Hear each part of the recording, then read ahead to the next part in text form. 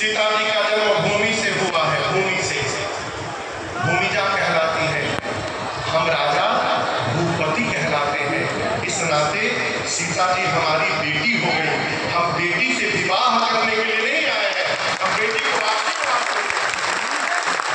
जिनके कछु विचार मन माही, चाप समीप वहीं पर लगाया। जब किसी भी राजा से धनुष नहीं हिला ना, राजाओं ने तुरंत मीटिंग किया, मिल के तोड़ दिया था। इतना बढ़िया फॉर्मूला है। जब अलग अलग काम ना मिले तो सब विरोधी एक साथ जमा हो जाओ, बोले मिल के तोड़ देंगे। काम मिल के टूट जाएगा तो भी अलग मिल के तोड़ देंगे तो विवाह किसके साथ होगा? एक राजा ने कहा मेरे पास उपाय है, टूटने के बाद हम आपस में लड़ लेंगे और जो विजेता होगा उससे विवाह हो जाएगा। राजा बोले स्वीकार है। 10,000 राजा, कितने राजा? एक साथ। गोस्वामी जी बोले एक भूप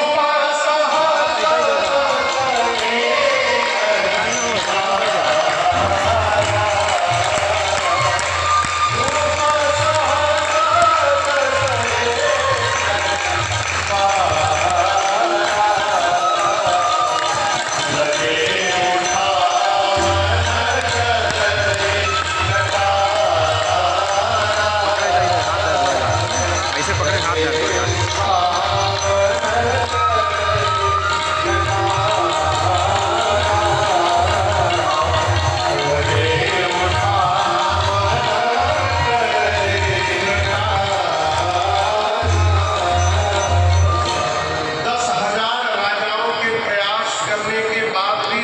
अपने स्थान से तिल मात्र भी धरती से धरने के समस्त राजा धनुष के हाथ को अपनी कीर्ति वीरता गंवाकर अपने आसन पर जाकर सिर नीचे झुका करके बैठे। आपको बताऊं, ये दृश्य देखकर जनक जी महाराज आवेश में आ गए। खड़े होकर जनक जी बोल पड़े, दीप दीप से आया राजा महाराजा। कोई भी राजा ये नहीं बोल सकता है कि मैंने उनको यहाँ बुलाया है। आप सब मेरा प्रण सुन कर आए हैं और ये ना समझिए मैं पहचान नहीं रहा। देवता वेश बदल कर बैठे यहाँ कई कई विराजमान है, पाताल से नाग आकर बैठे। आप लोग तो कह रहे हैं कभी तोड़ देंगे, शर्म नहीं आती? तोड़ना तो दूर, आप में किसी भी राजा ने धनुष को सलमान की दर्शन में खिंचाया था। एक बार मेरी बेटी की ओर देखिए, मेरी बेटी कितनी सुंदर है। ये कीर्ति जीवन में अवश्य वर्ण करने योग्य है, परंतु आज मुझे ऐसा प्रतीत हो रहा है ब्रह्मा ने धरती पर ऐसा किसी को बनाकर भेजा ही नहीं है जो इस कीर्ति को जीवन में धारण कर सके। सावधान, जितने राजा बैठे सावधान। आज के बाद कोई ये नहीं बोलेगा कि मैं वीर हूं। मैं धरती वीरों से रक्त हो चुकी है।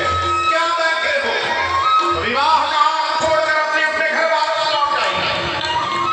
आज यदि मैं अपने प्राण का त्याग करता हूं तो मेरे जीवन भर की कीर्ति कलंकित हो जाएगी। कलंक में टिका रहूंगा तो मेरी आंखों के सामने मेरी लाडली कुमारी रह जाएगी। मैं डर जाऊंगा। धरती पर कोई वीर नहीं बचा। पूरी सभा के सामने कहता हूं, ऐसी प्रतिज्ञा मैं कदापि नहीं करता जीवन में। जनक जी ने जब पहली बार कहा आज के बाद अपने आप को कोई वीर नहीं बोलेगा, लक्ष्मण जी सुने तो दिल मिला उठे। विश्वामित्र जी के ऊपर लक्ष्मण जी, उधर राम जी। लक्ष्मण जी बार भैया।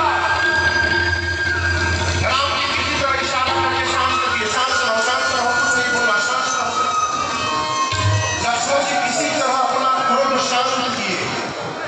अभी थोड़ा बचा ही था क्रोध, तब तक जनक जी ने दूसरी बार नकार दिया कि मैं जानता धरती पर कोई वीर नहीं, ऐसी प्रतिज्ञा कदापि नहीं करता।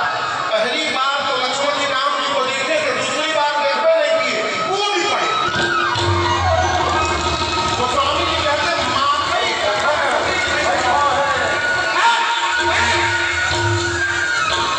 राम जी के चरणों में प्रणाम करके बोले भैया क्षमा करिएगा। रघुवंश का एक छोटा सा बालक जहां पहुंचता है, ब्रह्मांड में किसी क्षमता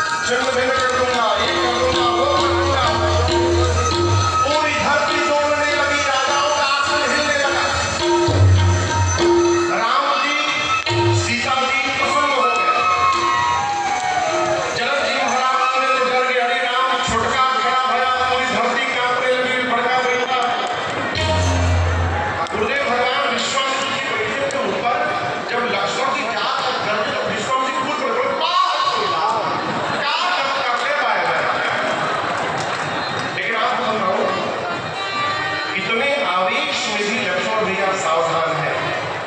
कहते प्रभु सब करूंगा, परंतु अपने बल के भरोसे नहीं करूंगा प्रभु, आपके प्रताप से करूंगा, आपके बल के भरोसे करूंगा।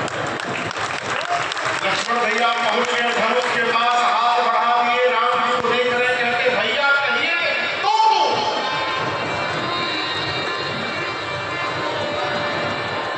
राम जी विश्वामित्र जी से पूछे, गुरु जी प्लानिंग हमारी है न तोड़ने की, तोड़ना हमको छुटके तैयार है तोड़ने के लिए। विश्वामित्र जी राम जी से बोले जल्दी बुलाओ, कहीं तोड़ मत दे। राम जी को देख रहे लक्ष्मण जी, राम जी ने ऊपर से लक्ष्मण भैया को देखा और आंख के इशारे से राम जी बोले, मुंह से निकाल से कम हियर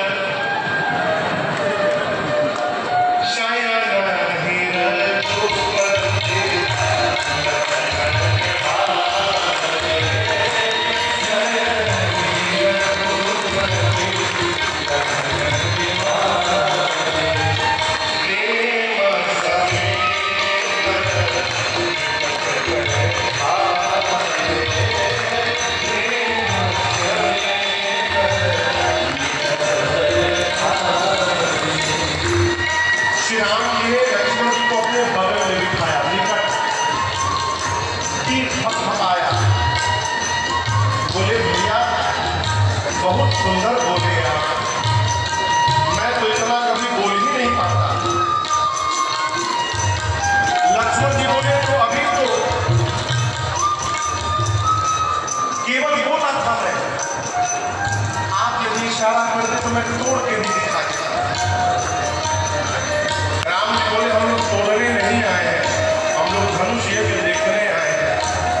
एक महात्मा कह रहे थे, उनकी बात में सुना रहा हूं।